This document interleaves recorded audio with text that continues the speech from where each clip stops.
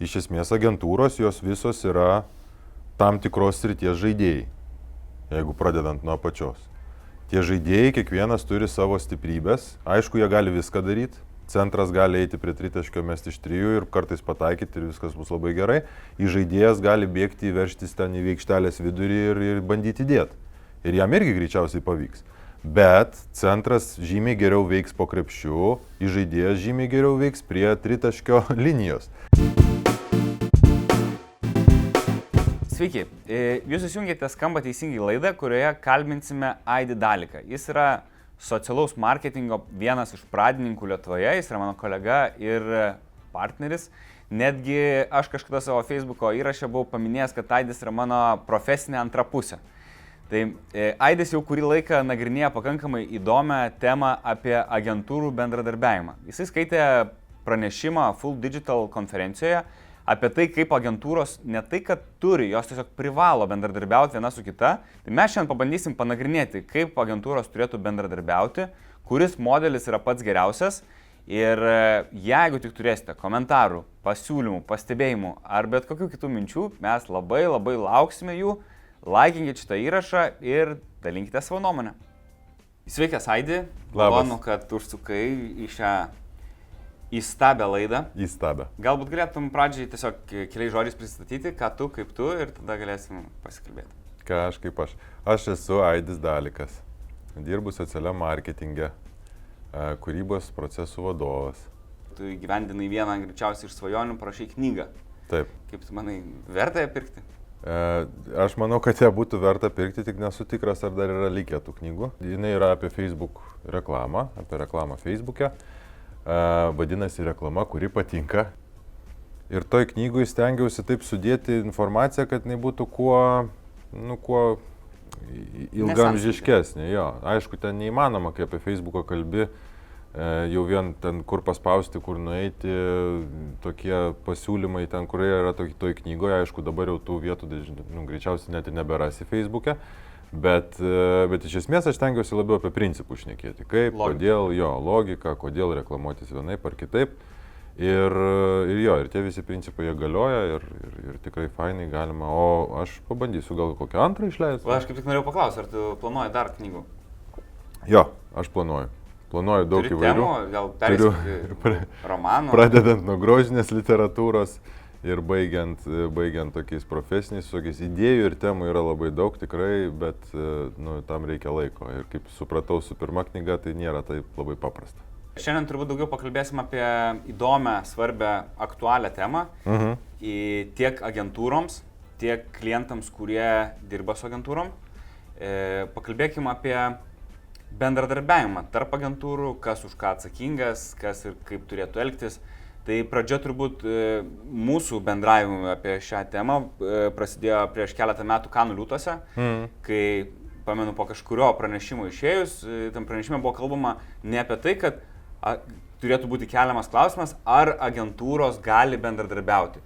Klausimas buvo keliamas, kaip agentūros bendradarbiaus. Jo, ten buvo pranešimas, aš konkrečiai atsimenu tos slaidus, kad buvo apie klientus, kaip klientai vertina agentūras. Ir kad prieš 10 metų būdavo keliamas klausimas, ar agentūra gali ar agentūra noriai dirba su kitom, ar leidžiasi į bendradarbiavimą, į kažkokius bendrus projektus. Ir po 10 metų, tai tada, kai mes buvom, čia buvo 2016 berods metai, tai nuo 16% iki 64% paaugo klientų skaičius, kuriem pagrindinis kriterijus jau yra nebe ar agentūra ten gali ir leidžiasi, bet ar agentūra labai gerai bendradarbiauja, ar jinai produktyviai, sklandžiai ir be jokių trikdžių sugeba dirbti su kitom kliento agentūrom. Kaip tu manai dabartiniai situacijai, ar agentūros mūsų šalyje moka bendradarbiauti ir ar bendradarbiauja tarpusavy? Moka iš principo. Iš esmės, jeigu taip atsakyti, aišku, kad moka, suaugę žmonės galiausiai, racionalumas kažkoks nugali, baigėsi tie visi vaikų žaidimai, kažkurio momentu baigėsi, kaip čia juos išstumti, ar kaip čia dabar mums pasiimti jų biudžeto dalį, ar ką mes čia dabar padarysim, kad jie blogiau atrodytų prieš klientą. Šitie, vis tiek, jie yra trumpalaikiai tie žaidimai tokie, ir jie galiausiai priveda prie to, kad net jeigu ir pakenkiai tu konkurentam, tai tu ir savo pats tuo metu pakenkiai, nes eikvoji energiją tam, kad sugalvoti, kaip čia pakišti koją, o ne tam, kad padaryti gerą darbą. Tai galiausiai ar tu manai, kad nukenčia. Taip turėtų būti, ar taip iš tikrųjų de facto yra? Ta prasme, yra įvairiausių tų agentūrų, įvairiausių žmonių, įvairiausių agentūrų ir taip, yra kai kurių, kurie stengiasi kaip įmanoma labiau patraukti tą paklodėlę į save, bet didžioji dalis, aš manau, jau dabar kiek matom, tai arba labai nori, arba nelabai, bet vis tiek supranta, kad be to neapsieisi, kad bendradarbiauti reikia dirbti pirmiausia kliento naudai. O tada jau žiūrėt, taip, aišku, vis tiek lieka tas, kad biudžeto norėtųsi pasiimti daugiau, norėtųsi padaryti kažką daugiau, bet tas pereina kuo toliau, tuo prie labiau civilizuotų metodų. Tiesiog mes galbūt padarykim savo darbą labai gerai ir parodysim klientui, kad mes esame vertesni, arba mūsų medija yra vertesnė, arba mūsų kažkoks tai darbas yra vertesnis jo pinigų negu konkurentų, kurie ten dabar užsiema kažkokią kitą sritim pas jį. Bet iš principo jo, tas važiuoja. Šitoje visoje vietoje matau keletą tokių tarsi užkoduotų konfliktų. Taip. Viena iš situacijų yra tokia, kad agentūrų teikiamos paslaugos kuo toliau, tuo labiau persidengia.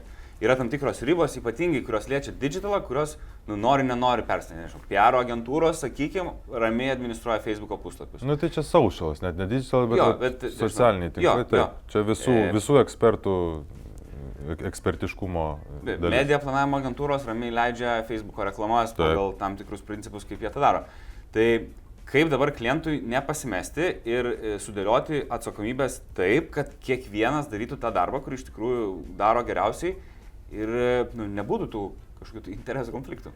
Čia, matai, kaip sunku, irgi nėra vienareikšmiško atsakymo. Kai kuriais atvejais gerai užtenka ten vienos agentūros kažkokios tai know-how, kad galėtų jie ir tos socialinius tinklus padaryti. Bet jeigu nori daryti gerai ir iki galo, čia atrodys aišku, kad aš pičinu čia socialų marketingą labai stipriai, bet iš esmės, mes su to susidurdavom nuo pat pradžių. Kai mes įsikūrėm, tu irgi atsimeni tos laikus, visi darė, visi mokėjo ir visi viską suprato. Tada kažkurio momentu atsirado, pakankamai pasudėtingėjo ir atsirado sunkumų, tiesiog nebeužteko įdėti postą kažkur tai ir čia viskas fainai, viskas važiuoja. Tai kai atsirado sunkumų, tada biškiai atitolo visos agentūros, kurios bet kuo užsiema ir nebesakė, kad mes ir socialinius tinklus galim padaryti. Ir dabar po truputėlį vėl grįžtam prie to, kad jau ir mes. Vis tiek media agentūros, jos sugeba planuoti ir kai kurios iš jų dirba puikūs specialistai Facebook'o, jos gali suplanuoti Facebook'o reklamą puikiai. Kūrybinės agentūros irgi turi daugybę labai gerų žmonių, kurie sugeba suprasti, kaip socialiniai tinklai veikia ir kokį turinį reikia kurti, kad patrauktų žmonių dėmesį, kad kurti reklamą, kuri patinka. Kaip mano knygos pavadinimas. Lygiai taip pat PR'as irgi supranta, kaip reikia kreipti temas ir jau pagauna, atsiranda pakankamai ir jaunesnių žmonių, o tie vyresni irgi mokosi iš paskos jiems, kaip dirbti su socialiniais tinklais. Bet kai kuriais momentais ir dažnai, ypatingai dideliem prekių ženklam, reikia visą tą sunešti į vieną vietą. Tai arba tada mes turim labai glaudžiai bendradarbiauti tarpusavį, nes kūrybinės reklamos agentūros kūrybininkas, kuris galvoja apie reklamą, turi tada vos nesėdėti kartu su media agentūros planuotoju ir tartis, ką aš čia sugalvosiu, ar čia toks formatas tiks, o tas formatas gal geriau ryčina, o tas formatas gal pigiau kainuos, ir taip toliau.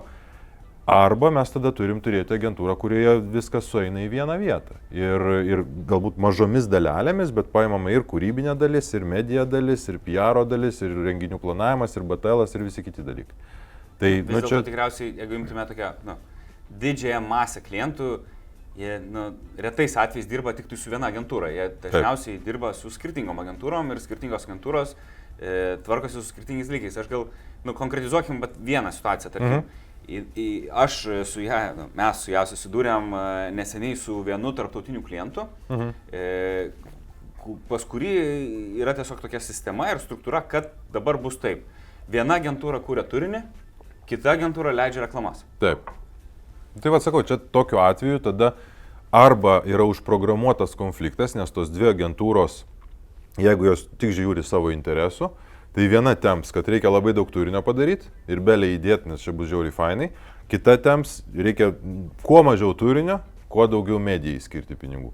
Ir abijos iš dalies bus teisios ir iš dalies bus neteisios. Bet aš matau konfliktą ir kitoje vietoje, aš matau konfliktą ir dėl rezultatų stebėjimo. Ir po to, taip, Sakykime, po to nesuprasi, rezultatai yra blogi, kas kaltas. Taip, nu tai va, po to daeinam iki to, kad visiškai nepaėjo ta kampanija, kažkuri laimėjo iš to agentūrų, nutempė tą paklodėlę ir tada ateina, sako, bet visiškai neveikia tas jūsų turinys, kurio tiek daug prikūrėt. Nu, tai sako, jo, čia media agentūra gal blogai nupirko, media agentūra sako, palaukite, jūs visą biudžetą skiriat turiniui, nebuvo biudžeto visai medijai. Nu ir sakau, kadangi arba tos agentūros tada turi persiprogramuoti šiek tiek ir suprasti, kad jos, nu, pirmiausia, kliento rezultatai ir kliento poreikiai yra svarbus. Ir tada jau mes turim galbūt prikasti šiek tiek lūpą ir skirti kitą agentūrai didesnį biudžetą, arba tos agentūros turi būti, nu, bent jau kažkiek susiję, kad jos nebesiparintų. Kaip aš per Full Digital konferenciją šnekėjau, tokia tarsi, nu, krepšinio komanda. Iš esmės agentūros jos visos yra tam tikros srities žaidėjai, jeigu pradedant nuo apačios. Tie žaidėjai, kiekvienas turi savo stiprybės, aišku, jie gali viską daryti, centras gali eiti prie tritaškio, mesti iš 3 ir kartais pataikyti ir viskas bus labai gerai, į žaidėjas gali bėgti, veržtis ten į aikštelės vidurį ir bandyti dėti. Ir jam irgi greičiausiai pavyks. Bet centras žymiai geriau veiks po krepšiu, į žaidėjas žymiai geriau veiks prie tritaškio linijos. Tai nu, natūralu, kad tos agentūros turi pasiskirstyti ir žaisti savo pozicijose, tuo pačiu padėdamos viena kitai, nes nu, komanda vis tiek, tai nėra 5 atskiri žaidėjai. Nu ir tada kažkas turi užsiimti trenerio vaidmenį. Geriausia, kai trenerio vaidmuo yra skiriamas kažkuriai vienai iš tų agentūrų, kuri yra, vadinkim, artimiausia kliento tikslui. Kai kuriais atvejais tai gali būti digital performance agentūra, jeigu klientas yra ten digital native kažkoks, tai tarkim pure play e-commerce'as. Kai kuriais atvejais tai gali būti kūrybinė agentūra, nes klientui yra svarbiausia įvaizdinė kampanija dabar per 10 metų ir jie viską valdo. Ir jie yra atsakingi, jie yra treneris. O klientas yra komandos savininkas, kuris po to drožia trenerį ir jeigu komanda pralaimi, tai treneris nėra kažkas tai tokio didelė garbė, nėra kažkokia tai karūna uždėta, nes treneris pirmas iškeliauja, kai komanda pralaimi. Žaidėjai dažniausiai lieka, o treneris, sako, aš atsistatydinu. Esu gavęs ir po šios laidos komentarais, kad vis vengiam pereiti prie kažkokių konkretumų. Tai gal šitą temą labai gera proga pabandyti, ar tu prisimeni kažkokių konkrečių pavyzdžių, kada buvo geras, sėkmingas, toks, nežinau, pavyzdinis bendradarbiavimas, kuris davė kažkokį pavyzdinį rezultatą.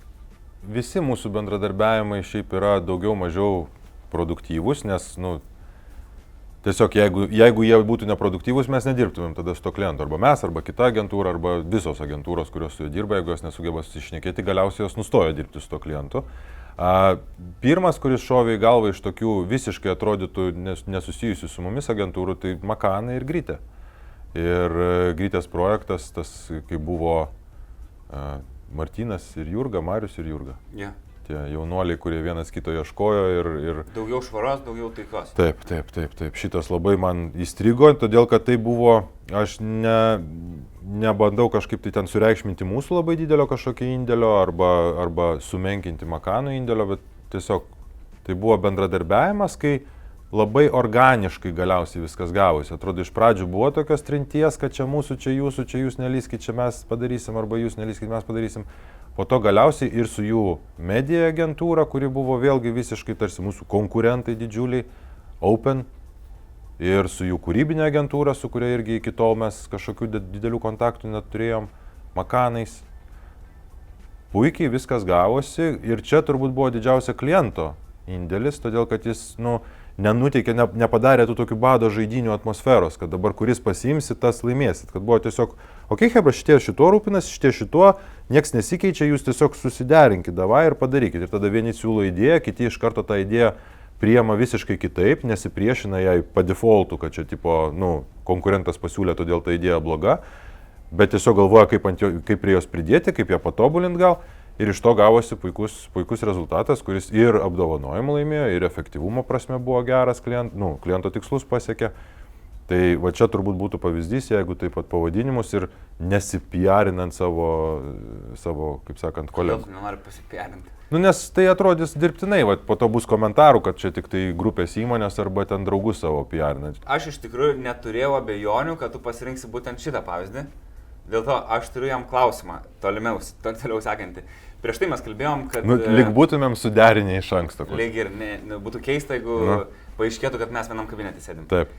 Viena iš dedamųjų, tarkim, konkrečiai tavo pasakyto pavyzdžio yra, kad šitos kampanijos metu briefą gavo kūrybinė agentūra. Taip. Pirmoji. Agentūra sudėliojo esminę kryptį. Taip. Tada kitom agentūrom papasakojo, ką jie sugalvojo. Ir tada visos likusios agentūros pagalvojo, kaip jos galėtų papildyti šitą kampaniją. Jo, jie pakankamai anksti tai padarė. Jo, bet kaip tu manai, ar visada turėtų kažkuri būti ta pirmaujant agentūra, kuri gauna pirmą briefą ir tada visom kitom agentūrom sudėlioja bent jau pagrindinę kryptį? Kai kuriais, vėlgi, turbūt, kad neišvengiama bus, kad kažkuri agentūra bus tarsi tas treneris, kuris bus atsakingiausias už rezultatą ir daugiausiai turės tada ir natūraliai su daugiausiai atsakomybės, gaus daugiausiai ir galios. Bet gali būti ir toks atvejis, kai tiesiog visos agentūros susodinamos prie vieno stalo ir sakoma, kad davai hebra, jūs turit briefą, sėskit kartu arba išsiskirstykit ir po to grįžkit. Ir turit pasiekti tam tikro rezultato, bet vis tiek, net ir šiaip susitikimas susėdus su 5 žmonėm savo agentūroje, kurie atlieka savo pareigas, atlieka savo kažkokias funkcijas, tu vis tiek davęs užduotį jiems sakysi, okei, bet tai ten Jonas yra atsakingas dabar už šito projekto visą galutinę sėkmę ir jeigu man kils klausimą, aš eisiu pas Joną klausti, okei? Jisai yra tas individas, kuris yra atsakingiausias už šitą projektą ir aš su juo bendrausiu. Lygiai taip pat ir su agentūrom. Ir šiuo atveju viskas irgi natūraliai turbūt buvo, kad klientui buvo svarbiausia įvaizdžio kampanija ir jisai pasiėmė agentūrą, kuri kurs tą įvaizdį ir davė jiem pirmiausia užduotį, o tada, bet vėlgi tas pakankamai anksti yra labai svarbu, nes jie netėjo ir nepapasakojo mums, kad okei, žiūrėkit, mes sugalvojom, bus daroma taip, va čia yra vizualai, čia bus tos priemonės, čia bus čia bus baneriai tokie nupaišyti, čia bus postai tokie paruošti, čia bus tas padaryta, tai jūs dabar įdėkit, nes jūs čia social agentūra, tai jūs ten paspauskit postą. Buvo žymiai anksčiau viskas, idėjos stadijoje, mes galvojom tokią idėją ir tada natūraliai, kad media agentūra gali įsijungti ir sakyti, žiūrėkit, mes galvojom, kad mieste galima placementus tokius padaryti, digital agentūra sako apie banerius, social agentūra sako, arba ten digital ir social agentūra sako, kaip tą strategiją Facebook'e, pavyzdžiui, padaryti, arba Instagram'e, arba dar kažkur, apskritai socialiniuose tinkluose. Ir natūraliai gaunasi, kad labai organiškai, tvarkingai ta idėja perauga į skirtingus kanalus. Bet ir nėra taip, kad jeigu tu duodi užduotį kažkuriai vienai agentūrai, tu kažkuria prasme tarsi diferencijuoji pagal svarbą, kaip yra kitos agentūros. Jo, tu pasakai, kad šita agentūra yra svarbiausia, bet sakau, iš vienos pusės tai yra labai fainai tai agentūrai, iš kitos pusės su ta svarba ateina ir atsakomybė. Tai jeigu tu nori prisimti visą atsakomybę, tu gali kelt ranką ir sakyti, aš noriu būti tas, kuris, daugiausiai laurų gaus, jeigu laimėsim, kaip treneris. Jeigu komanda laimi, kaip treneris čia gerai pavarė, bet jeigu komanda pralaimi, tai viso gero, sėkmės, pasimatysim po kelių sezonų vėl, kai grįžti. Labai panašiai dėl tos atsakomybės ir pasitikėjimo yra matyti ir su dabar taip, gal vadinkim, trendinančiais, integruotais sprendimais. Dabar turbūt kas antras pirkimas, ar viešasis, ar neviešasis vadinasi, kad mums reikia integruotos komunikacijos. Tai kaip ir suponuoja, kad čia nebeužteks kažkas vienos disciplinos, o tai jau reikės daugiau žmonių ir daugiau agentūrų galbūt. Kaip manai, ar tas, šiaip vieno langelio principas, kai turi vieną projektų vadovą, kuris aptarnauja tave ir tada sumenedžina visus kitus, bet kaip manai, ar tai turi minusų, ar tai turi kažkokių problematikų, ar tai turi kažkokių, grėsmių? Tai gal taip pasakysiu, didžiausios grėsmės atsiranda tada, kai ta integracija yra butaforinė. Jeigu ateina 5 agentūros į konkursą ir sako, mes būsim integruoti, bet jos iš tikrųjų, vieni kitų dar gyvenime nėra matę, projektų vadovai iš vis vienas kito nemėgsta ir niekas nelabai supranta, ką kiti daro, tai tada tas integruotumas jisai labai greit subyra. Jeigu tai yra agentūros, kurios dirba pastoviai, tai ir apskritai man tas žodis integruota, viskas turi būti integruota, aišku, kad turi būti integruota. Tai jeigu tu darai kažką televizijoje, tai radijo irgi priešingai nesakysi, turi būti suderinta, integruota, bet agentūros, kurios tos integruotumą tą duoda klientui ir sako vieno langelio principų, dabar dirbsim, tu turi projektų vadovą, o čia yra labai svarbu, kad tas projektų vadovas iš tikrųjų tą funkciją ir atliktų. Ir jis suprastų, apie ką dirba kita agentūra, kuri irgi integruota į tą visą bendrą žaidimą ir suprastų, kodėl jinai taip daro ir sugebėtų klientui paaiškinti, kad nebūtų kad vieno langelio principas nebūtų tas sugedusio telefono principas, kad aš paskambinau tam projektų vadovui, jisai tada kažkieno kito turi paklausti. Tai arba persiunčia mano e-mailą kažkam kitam, gauna atsakymą, tada persiunčia e-mailą man.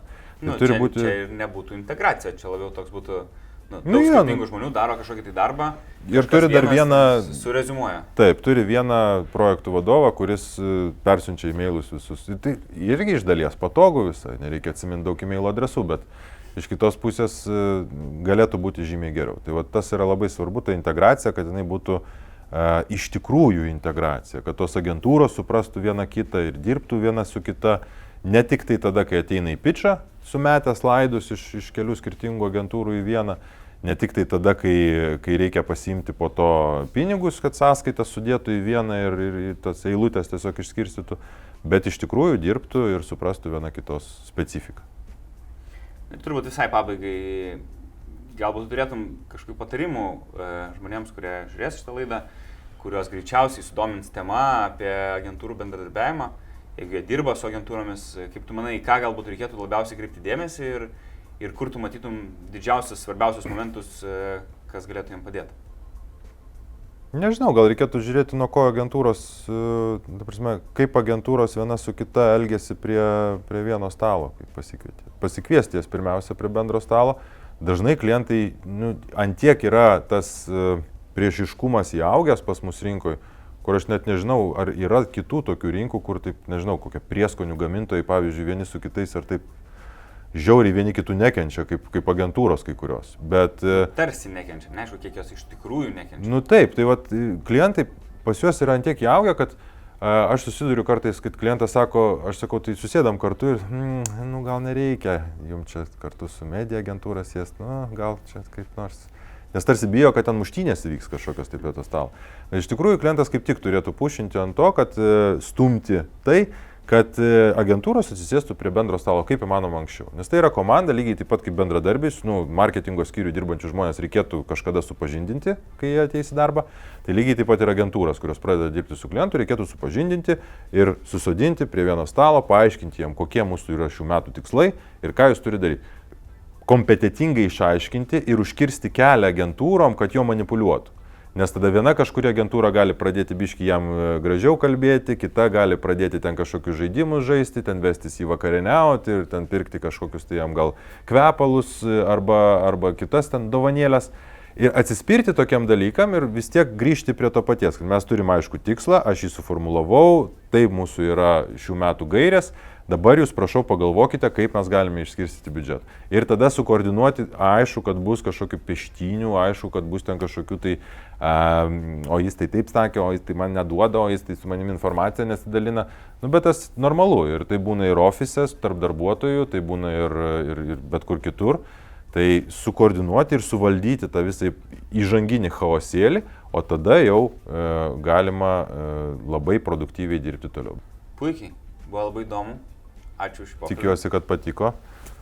Tai visi žmonės, kurie žiūrėjo šitą laidą ir kuriem jinai patiko, jūs dabar turit subscribinti YouTube.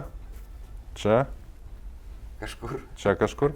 Laikinti ir dalintis ir reikšti savo nuomonę komentaruose.